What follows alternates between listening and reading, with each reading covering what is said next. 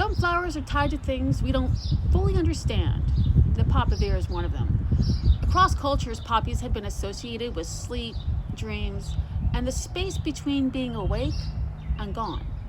Part of that comes from one specific species, Papaver somniferum, used for centuries in medicine for its powerful sedative properties.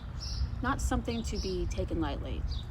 But not all poppies are the same. What I'm planting here, the Icelandic poppy, or the Papaver nordicaula, is grown for beauty and not those other effects. Still, the symbolism stayed. In ancient cultures, poppies were linked to deities of sleep and dreams, like Hypnos and Thanatos. And it's because of the way they affect the body, and by the way, they make you drift.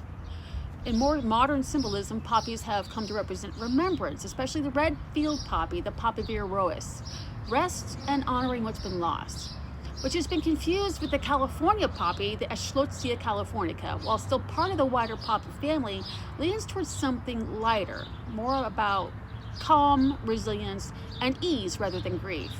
A quiet kind of presence, not loud, but heavy. And even now, they're used in dream work, calming rituals, and practices focused on rest and release. Not to escape reality, but to soften it. Because not everything powerful is loud. Some things work quietly, in the background, just beyond full awareness. They're iffy as a transplant flower. Preferably, they like to be started by seed.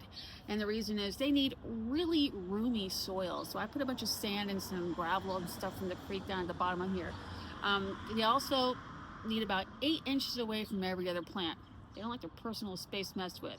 I understand.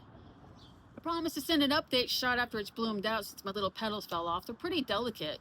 But I saw other plants around this one that when I purchased this, and it had 3 different colored flowers growing out of the same plant. And that's actually pretty common for the Icelandic variety. And next time, I'm going to introduce to you the sacred geometry of the fern.